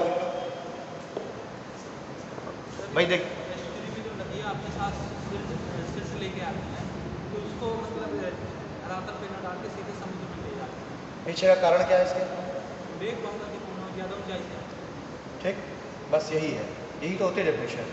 इसको थोड़ा सा साइंटिफिक वर्ड में बोल दूँ भाई, क्या होता है कि जो नदियाँ एक लंबी दूरी से यात्रा तय करके आ रही हैं, एक लंबी दूरी से, वो अपने साथ अवसाद भारी मात्रा में लेके आएंगी। अब वो जब पहुँचेंगी मुहाने में, तो यहाँ मुहाने में जो है जो क्षेत्र है वो क्या है? समतल है। समतल क्षेत्र में जब नदियाँ आ रही हैं उनका वेग हो जा रहा है कम, साथ में अवसादों की मात्रा है ज़्यादा और सब लंबी दूरी से आ रही हैं। तो जब वेग कम होगा तो क्या करेंगे, अवसादों का जमाव कर देंगे। अवसादों का जमाव कर दिया जाएगा तो क्या हो जाएगा कि डेल्टा का निर्माण हो जाएगा। यानी कि कुछ तो तटीय मैदान में, कुछ समुद्र वाले हिस्से में भी धीरे धीरे नदियाँ क्या कर रही हैं, अपने डेल्टा को बढ़ाती जा रही हैं। आइलैंड का फॉर्मेशन वैसे तो होता है, जो हमारे तटीय मैदान है वो भी तो एक तरह से पूरे का पूरा डेल्टा ही है। तटीय मैदानों का निर्माण कैसे हुआ, वही अवसादों से हुआ कि समुद्र में क्या है, समुद्र के किनारे किनारे वो अवसादों को भरती जा रही हैं और वो धीरे धीरे हो सकता है कि आज से हजारों साल बाद हमारे बच्चे पढ़ें तो तटीय मैदान की जहाँ चौड़ाई अभी 100 किलोमीटर हम देख रहे हैं वो 200 किलोमीटर हो जाए, हो ही जाएगी। ठीक, पूर्व में क्या हो रहा है, पूर्व में जो है पश्चिमी घाट की अधिकतर जो नदियां हैं वो पश्चिमी घाट के पश्चिमी ढाल से बह रही हैं। अधिकतर जो नदियां हैं जो अरब सागर में जाके गिर रही है वो क्या है, पश्चिमी घाट के पश्चिमी ढाल से निकल रही है और उनकी केवल जो यात्रा जो कर रही है सिर्फ 40 से 50 किलोमीटर की यात्रा कर रही है। 40-50 किलोमीटर, 80 किलोमीटर अधिकतम, ठीक है ना, इतनी यात्रा कर रही है। तो जब ये 80 किलोमीटर जब यात्रा करेंगी तो बिल्कुल ये ऊर्जावान होगी, बिल्कुल ऊर्जा इनमें नई नई होगी और अवसाद की मात्रा बहुत कम होगी। 80 किलोमीटर बेचारी चलिए कितना अवसाद लेके आएंगी, क्लियर।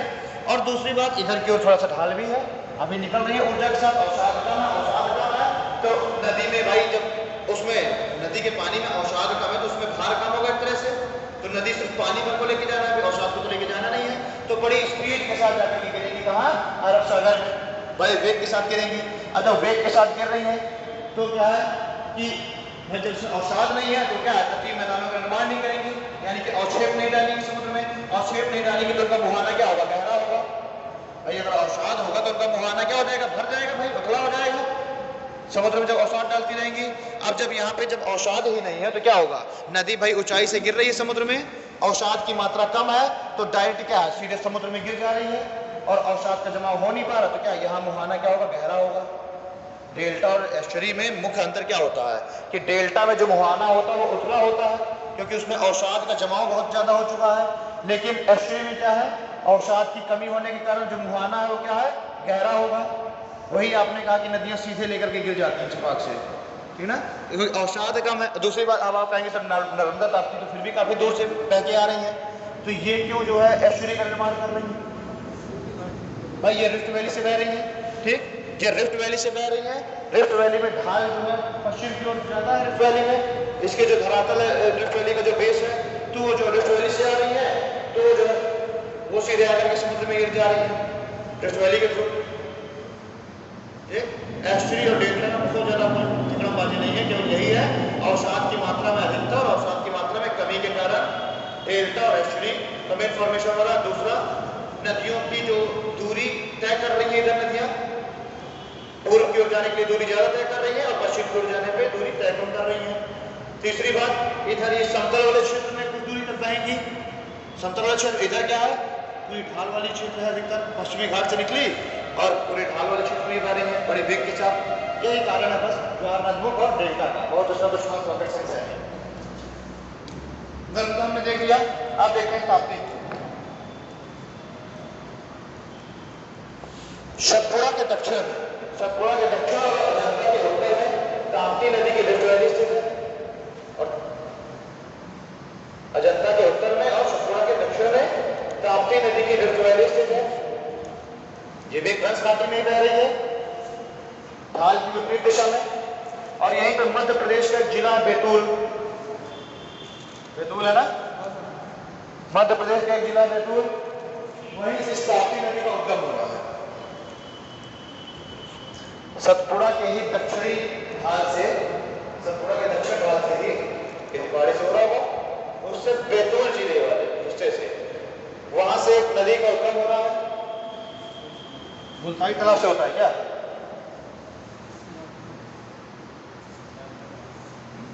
मेरे ख्याल से मुल्ताई तालाब ही है ना, तो बस मुल्ताई तालाब से हो रहा है। मुल्ताई तालाब से, बैतूल जिले के मुल्ताई तालाब से ताप्ती नदी का उद्गम होता है। और इसकी अगर हम लंबाई की बात करते हैं ताप्ती नदी की, करीब 712 किलोमीटर के समथिंग है, 712 किलोमीटर के आसपास है। 1310 से 1312 किलोमीटर के आसपास नर्मदा की लंबाई, 1300 किलोमीटर लगभग नर्मदा की लंबाई है, और 750 किलोमीटर किसकी हो गई? ताप्ती नदी की। लगभग लिखा करिए नदियों की लंबाई में, एग्जैक्ट लंबाइयां कभी नहीं हुआ करती। ठीक, लगभग 750 किलोमीटर हो गई ताप्ती की लंबाई। ये सूरत के तट पर, गुजरात में सूरत के तट पे ताप्ती नदी अरब सागर में गिर जाती है।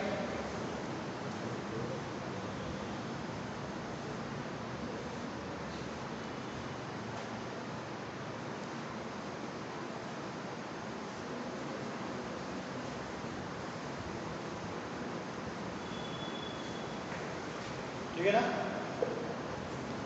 इस पे एक परियोजना है काकरा पार, गुजरात में ही है काकरा पार परियोजना। काकरा पार परियोजना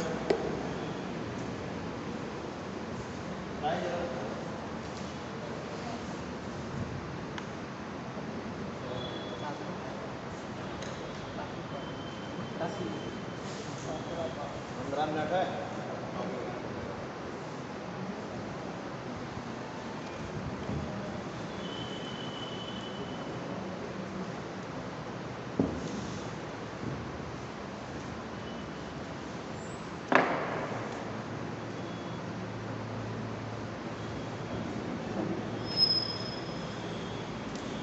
इसमें हम लोग देखेंगे गोवा वाले क्षेत्र में 2 नदियां पश्चिमी घाट से भी, पश्चिमी घाट के पश्चिमी घाट से गोवा में 2 नदियां निकल रही हैं। पश्चिमी घाट के पश्चिमी घाट से गोवा में 2 नदियां निकल रही हैं। एक का नाम है मांडवी और एक का नाम है जुआरी।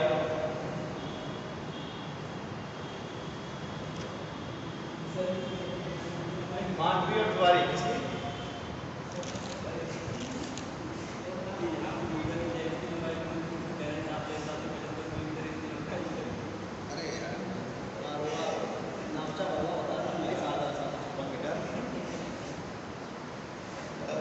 नदी का है, नाला भी नहीं है वो तो। ऐसा नाले तो शहर को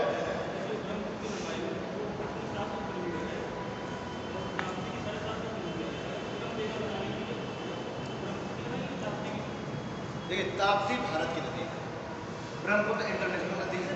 तो अगर वो कहता है भारत की नदी, भारत में वैसे तो ब्रह्मपुत्र की लंबाई है करीब 8.5 किलोमीटर।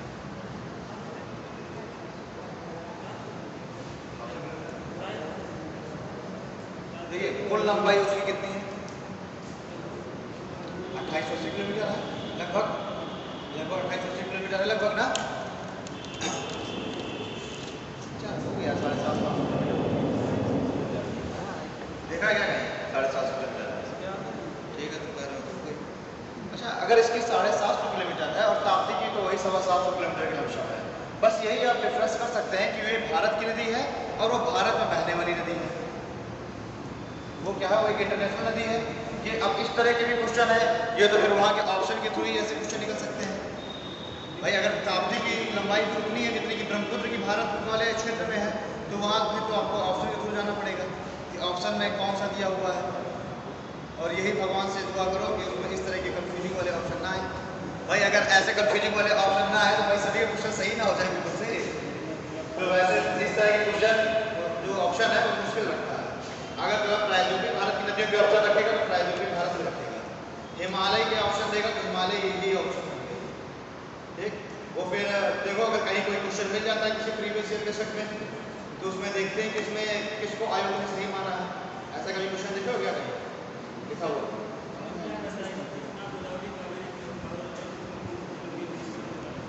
कृष्णा, गोदावरी, कावेरी और ब्रह्मपुत्र में है ना। अब जैसे ये है, तुम कह रहे हो कि कौन सी सबसे लंबी नदी है, सिर्फ अगर इन चारों में से कौन सबसे लंबी नदी है, तो अगर हम ये देखें कि भाई ब्रह्मपुत्र की लंबाई तो 2880 किलोमीटर है और गोदावरी की तो 1465 किलोमीटर है, तो अगर इस लिहाज से देखा जाए तो नो डाउट ब्रह्मपुत्र सबसे लंबी होगी। लेकिन अगर हम भारत में बहने के पॉइंट ऑफ व्यू से इसको देखते हैं कि भारत में उसका कितना एरिया फ्लो हो रहा है, तो फिर हम गोदावरी में जाएंगे ऑप्शन में। समझ रहे हो ना? उसमें अगर ऐसे ऑप्शन देगा भी तो उसमें या तो लिखेगा भारत वाले क्षेत्र में या भारत की नदी, इसमें सिर्फ ऐसा नहीं कह सकता कि इन चारों में से कौन सबसे लंबी नदी है। ये अगर ऐसे क्वेश्चन उसमें दे दिया तो आयोग में चला जाएगा क्वेश्चन। जो हाई कोर्ट सुप्रीम कोर्ट में जाते हैं क्वेश्चन तो ऐसे ही जाते हैं जब कभी इस तरह कह दिया जाए कि कौन सी सबसे लंबी नदी है, और उसमें ये उसने मेंशन ही नहीं किया कि भारत की नदी की बात हो रही है, यानी भारत से उद्गम वाली नदी की बात हो रही है कि सभी नदियों में एक कॉमन बात हो रही है। तो भाई दो तरह से आंसर दिए जा सकते हैं, एक तो गोदावरी भी बोला जा सकता है, दूसरा ब्रह्मपुत्र भी बोला जा सकता है, और उस कंडीशन में फिर क्वेश्चन जाते हैं हाई कोर्ट के पास। तो उसमें आपको यही है कि आपको ऑप्शन के थ्रू वहाँ ध्यान देना है, आपके पास डेटा सबका है कि कौन कितनी लंबाई है, वहाँ फिर आपको थोड़ा सा ध्यान देना है कि ऑप्शन में क्या बोल रहा है, किस हिसाब से उसका लैंग्वेज कैसी है। ब्रह्मपुत्र ना मैं कहता था 900-950 किलोमीटर है।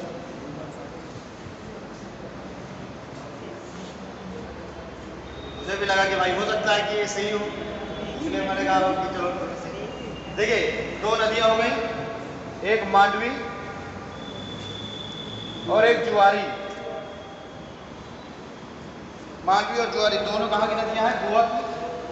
मांडवी नदी को गोवा की लाइफलाइन कहा जाता है। मांडवी नदी क्या है? गोवा की लाइफलाइन। इसमें एक वाटरफॉल स्थित है, जैसे ये पश्चिमी घाट से बिल्कुल ये नदी निकल रही है, यहीं पे एक वाटरफॉल है, इस वाटरफॉल का नाम है दूधसागर।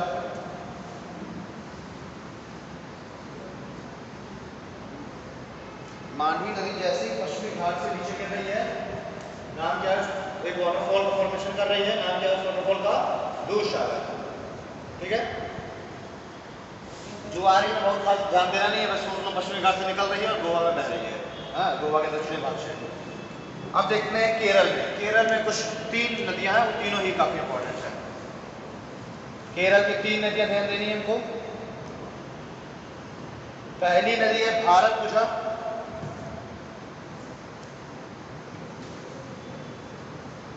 भारतपुझा इसी को हम लोग कहते हैं पोनानी। दूसरी नदी है पेरियार और तीसरी नदी है पंबा। भारतपुझा या पोनानी, पेरियार और पंबा 3 नदियां हैं केरल में। जो भारतपुझा नदी है केरल की सबसे लंबी नदी है।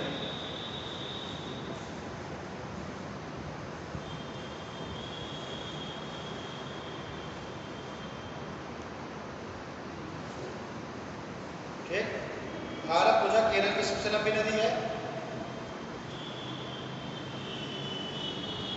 और जो पेरियार नदी है उसको केरल की पवित्रता के प्रतीक कहा जाता है, यानी कि अगर केरल में कोई कसम खाता हो तो क्या कहता होगा? पेरियार। तो केरल की सबसे पवित्र नदी मानी जाती है पेरियार को। पेरियार देवता होगा सर, केरल का पेरियार देवता है।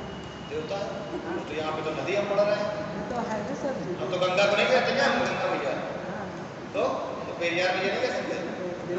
नदी को तो फीमेल जेंडर में हम लोग कौन करते हैं ना, तभी थोड़ा ज्यादा नदी बह रहा है। देख तो पेरियार क्या है? केरल की पवित्रता की प्रतीक।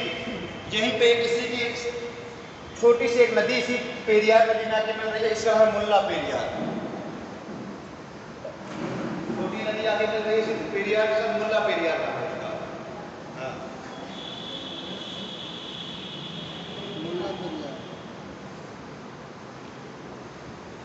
पेरियार में एक नदी आगे मिल रही है, मुल्ला पेरियार, और यहीं पे एक डैम बनाया गया है। इस डैम का नाम है इडुक्की। इडुक्की डैम काफी इंपॉर्टेंट है। इडुक्की डैम एक्चुअल क्वेश्चन पूछ सकता है। इडुक्की डैम कहाँ पर स्थित है, कौन सी नदी में स्थित है? पेरियार नदी में, केरल में डैम स्थित है इडुक्की डैम। ठीक, फिर हम देखते हैं पंबा नदी। पंबा नदी में एक डैम स्थित है, इस डैम का नाम है शबरीगिरी। इस डैम का नाम है शबरीगिरी। शबरीगिरी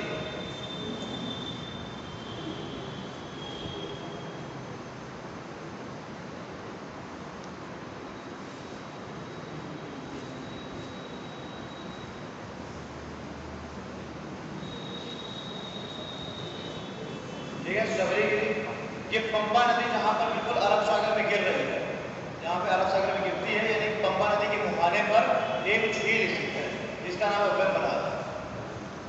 जहाँ पे बिल्कुल अरब सागर में गिर रही है, यानी कि मुहाने पर एक झील स्थित है, नाम उसका क्या है? वेम्बनाथ। फेमस किस लिए है? अपने नौका दौड़ के लिए। वो वाली मूवी नहीं देखी? कौन सी यार? टाइगर श्रॉफ वाली, उसकी बागी उसमें होती नहीं नौका दौड़, बहुत सारे लोग नाव चला रहे होते हैं, तो वैसे वेम्बनाथ झील में ही हो रहा होता है। वेम्बनाथ झील में जो नौका दौड़ का आयोजन है, केरल का सबसे प्रसिद्ध खेल है नौका दौड़, केरल का। हर साल आयोजन किए जाते हैं नौका दौड़ का और सबसे प्रतिष्ठित खेल माना जाता है। वहाँ लोग जो है अपने सम्मान के तौर पर उस खेल को देखते हैं। तो ग्रुप होते हैं, वो ग्रुप जो है उनको फाइनेंस करते हैं, बड़ी बड़ी पार्टियाँ, फिर उसमें होता है नौका दौड़। तो बड़ा ही रेपुटेटेड वहाँ का स्पोर्ट है नौका दौड़। और कौन सी झील पे होता है? वेम्बनाथ झील पे।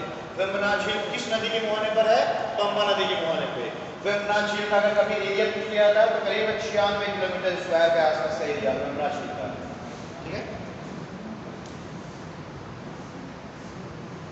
एक और परियोजना जिसमें केरल की इंपॉर्टेंट परियोजना है पराम्बीकुलम अलियार।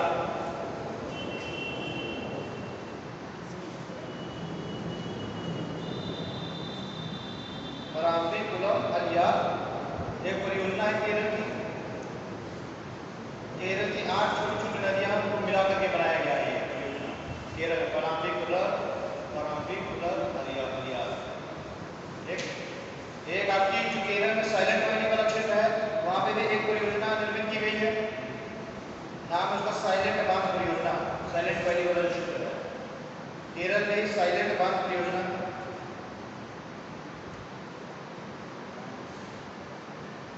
साइलेंट वैली से नदी बहती है, नाम उसका कुंती पूजा, उसी नदी पर है ये साइलेंट बांध परियोजना। जो साइलेंट वैली से नदी बह रही है कुंती पूजा, उसी नदी पर ये साइलेंट बांध परियोजना है।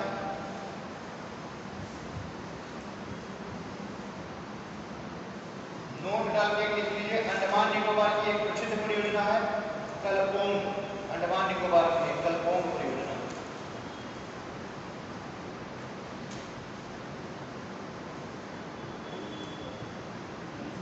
कौन सी परियोजना? कलपोंग अंडमान निकोबार की परियोजना है, ठीक है ना। एक गुजरात में परियोजना है कल्पसर, कल्प वृक्ष वाला कल्प, और सर कल्पसर परियोजना है गुजरात में।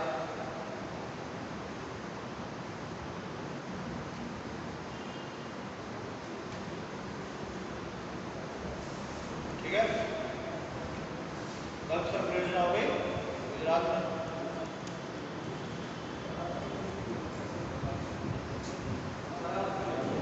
बता रहा हूँ ना, अभी मैंने खत्म थोड़ा कर दिया।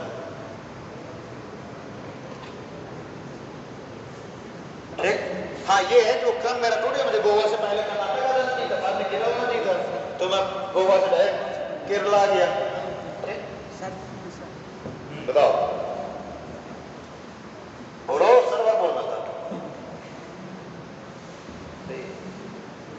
चलिए, पश्चिमी घाट के अब हम देखते हैं कर्नाटक वाले क्षेत्र में।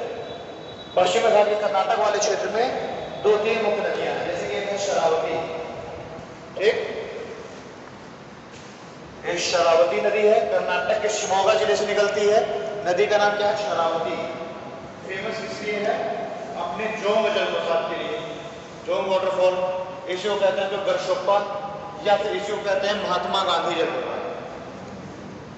जोंग, गरशोप्पा या महात्मा गांधी जलप्रपात, क्लियर है।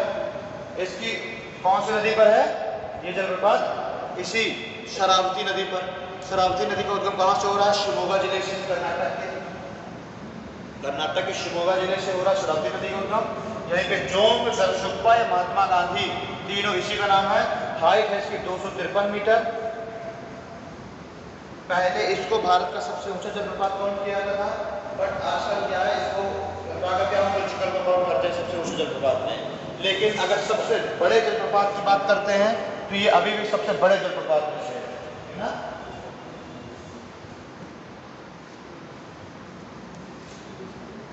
शरावती नदी पर जोंग है, गरशोप्पा।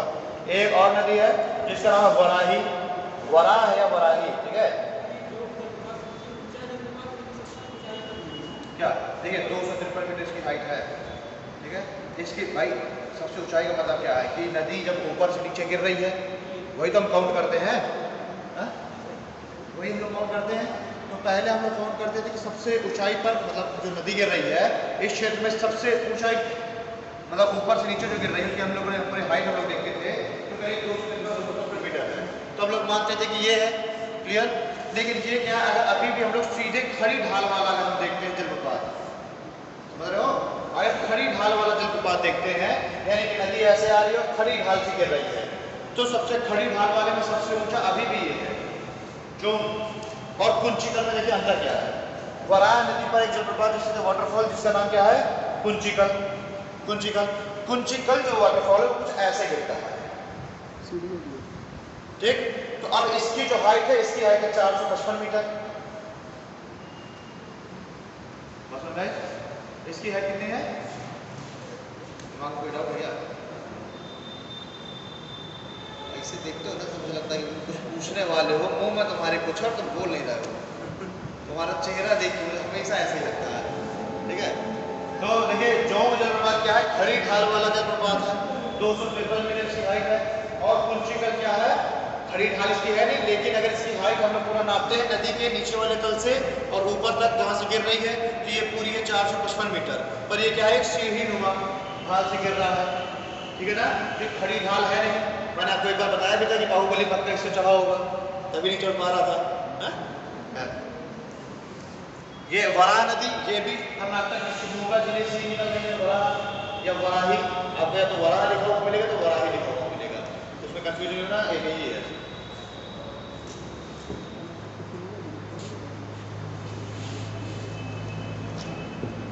अब हम देखते हैं बिल्कुल तमिलनाडु का नीचे वाला दक्षिण वाला हिस्सा, तमिलनाडु का दक्षिण वाला हिस्सा। यहाँ पे दो नदियां हैं, एक है ताम्रपर्णी, ये पश्चिमी घाट के पश्चिमी ढाल से निकल रही है ताम्रपर्णी, और कहां जाके गिर रही है,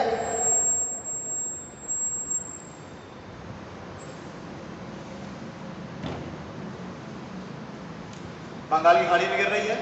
और एक जो है एक और नदी है इसका नाम वैगई, वो कहां गिर रही है, पाक की खाड़ी में, ताम्रपर्णी और वैगई। तमिलनाडु की दोनों नदियां हैं, पश्चिमी घाट से निकल रही हैं, एक का नाम है ताम्रपर्णी और एक का नाम है वैगई।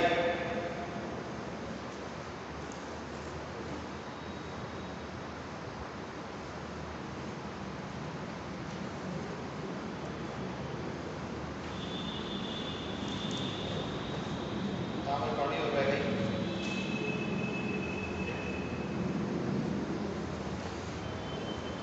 एक 2 मिनट में कुछ परियोजनाएं लिखिए बड़ी तेजी के साथ, गंगा वगैरह की, गंगा और शिप्रो वगैरह की इंपॉर्टेंट। सबसे पहले गंगा नदी की परियोजनाएं, गंगा की मुख्य परियोजनाएं, एक लिखिए कोटेश्वर बांध परियोजना, भागीरथी नदी पर है, जब शुरुआत में भागीरथी उत्तराखंड में जब नाम है उस पर है कोटेश्वर बांध परियोजना भागीरथी नदी पर, कोटेश्वर बांध परियोजना भागीरथी पर। एक परियोजना मनेरी घाली, मनेरी घाली वो भिलंगना नदी पर, वही जो भागीरथी में टिहरी पे मिली थी ना भिलंगना, उस पे मनेरी घाली परियोजना, मनेरी घाली। तपोवन परियोजना है अलकनंदा नदी पर, अलकनंदा नदी पर तपोवन परियोजना है। विष्णुगढ़ परियोजना भी अलकनंदा नदी पर है, विष्णुगढ़, तपोवन परियोजना, विष्णुगढ़ परियोजना। समय समाप्ति की हो रही है इसलिए बहुत तेजी के साथ लिखिए, ठीक। रामगंगा परियोजना है, रामगंगा नदी पर है, तो नाम से ही जाहिर है। एक है कालागढ़ बांध, कालागढ़ बांध, कालागढ़ बांध है, ये भी रामगंगा नदी पर है, एक उत्तराखंड में ही है कालागढ़ बांध रामगंगा नदी पर। महाकाली परियोजना है शारदा नदी पर, मैंने बताया ना शारदा नदी उत्तराखंड और भारत की सीमा खंड धारण करते हुए बह रही है, महाकाली परियोजना शारदा नदी पर, जब उसका नाम काली गंगा होता है उसी जगह बनाया गया है महाकाली परियोजना, ठीक है। एक परियोजना है आपका पंचेश्वर परियोजना, पंचेश्वर पंचेश्वर परियोजना शारदा नदी पर,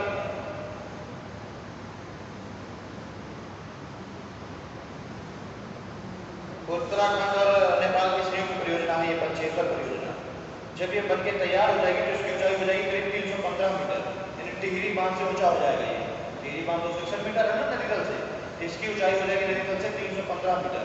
ठीक है, पंचेश्वर परियोजना होगी। एक है टनकपुर परियोजना, ये भी शारदा नदी पर है। कौन सी सर? टनकपुर, टनकपुर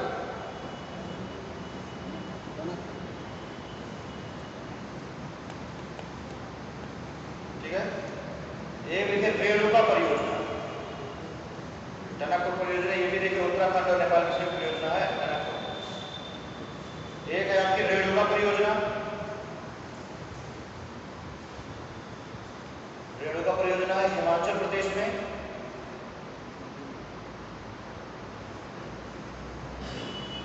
यमुना की सहायक नदी है गिरी, उस पर।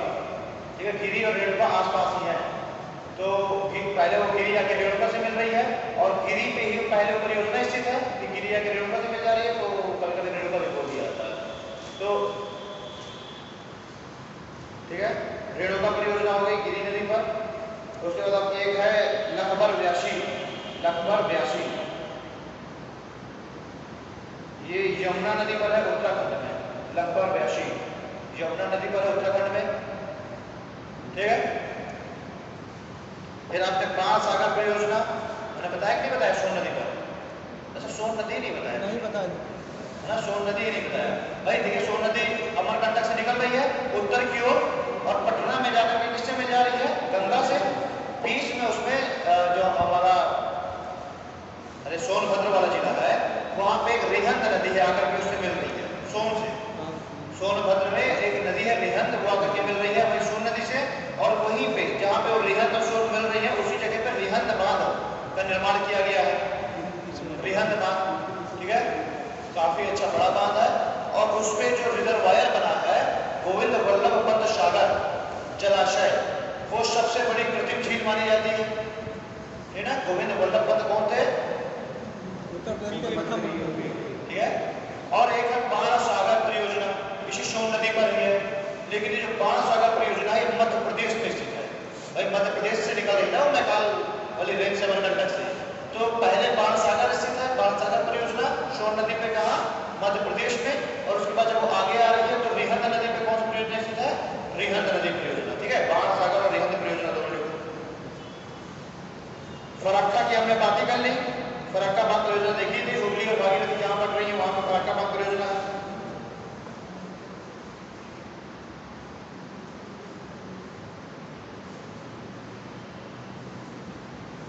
क्या हो गया, थक गए इतनी जल्दी? अभी 1.5 घंटा और बैठना है। देखिए, एक नदी है दामोदर, उसको मैंने छोड़ दिया था, ध्यान नहीं दिया। दामोदर नदी का उद्गम हो रहा है आपके उत्तराखंड के प्रकार से, उत्तराखंड के यानी झारखंड से निकल रही है, झारखंड से निकल के वेस्ट बंगाल में जा रही है, वेस्ट बंगाल में जाकर के हुगली से मिल जा रही है, यानी कि क्या है? हुगली की सहायक नदी है। कौन सी? दामोदर। किसकी सहायक नदी है? हुगली की। ठीक, कहां से निकल रही है? छोटा नागपुर पटना से निकल रही है। ये जो क्षेत्र है, इस क्षेत्र में भाई हम देख रहे हैं कि रॉ मटेरियल भी निकल रहा है, कोयला भी निकल रहा है। अब जहाँ पर रॉ मटेरियल होगा, एनर्जी के सोर्सेज होंगे, वहीं पे इंडस्ट्रीज ज़्यादा स्थापित होंगी। सीधी सी बात है, कॉमन सेंस की। तो यहाँ पे इंडस्ट्रीज इतनी ज़्यादा स्थापित हैं, और इन इंडस्ट्रीज का जो वेस्टेज है वो इस दामोदर नदी में डायरेक्ट छोड़ दिया जा रहा है, इंडस्ट्रीज का वेस्टेज। इस कारण से जो दामोदर नदी है बहुत ज़्यादा पोल्यूटेड है, यानी कि भारत की सबसे ज़्यादा पोल्यूटेड नदियों में से देखें तो कौन सी नदी है? दामोदर नदी। और इसी कारण से दामोदर नदी को हम लोग क्या बोलते हैं? अलाइव डेजर्ट, यानी कि जैविक मरुस्थल। इतनी ज्यादा पोल्यूटेड है, इसको हम लोग क्या बोलते हैं? जैविक मरुस्थल बोलते हैं। कौन सी नदी? दामोदर नदी। ये भी रिफ्ट वैली के थ्रू बह रही है, भ्रंश घाटी से, ये भ्रंश घाटी से बह रही है, जैविक मरुस्थल बोलते हैं इस नदी को। 1948 में इसमें भारत का पहला बहुउद्देशीय परियोजना स्थापित की गई थी। 1948 में नाम क्या रखा गया था? Damodar valley corporation. ठीक, 1948 में दामोदर वैली कॉर्पोरेशन नाम से भारत की पहली बहुउद्देशीय परियोजना स्थापित की गई इसी दामोदर नदी पे। और ये कहाँ से जो है वो थी, प्रेरित थी, कहाँ से प्रेरित होकर हम लोगों ने इसको किया था? एक अमेरिका में टेनेसी नदी परियोजना है, ठीक ना, टेनेसी वैली परियोजना बोलते हैं, टेनेसी टीवीसी बोलते हैं, टेनेसी वैली कॉर्पोरेशन। उससे ही इंस्पायर होकर के हम लोगों ने दामोदर वैली कॉर्पोरेशन का निर्माण किया था। ये अमेरिका में है, नॉर्थ अमेरिका मतलब यूएसए की है टेनेसी, ठीक। Tennessee Valley Corporation clear. अलाइव डेजर्ट हो गया, जैविक प्रदूषण जिसे हम लोग इसलिए बोल देंगे। इसमें कुछ 4-5 बांध बनाए गए हैं, जैसे मैंने आपको कल ही बताया था, पंचेत हिल हो गया, मैथान हो गया, है ना, ऐसे कुछ बांध बनाए गए हैं, पंचेत और मैथान हिल, पंचेत, मैथान, नयागढ़ बांध, ठीक है।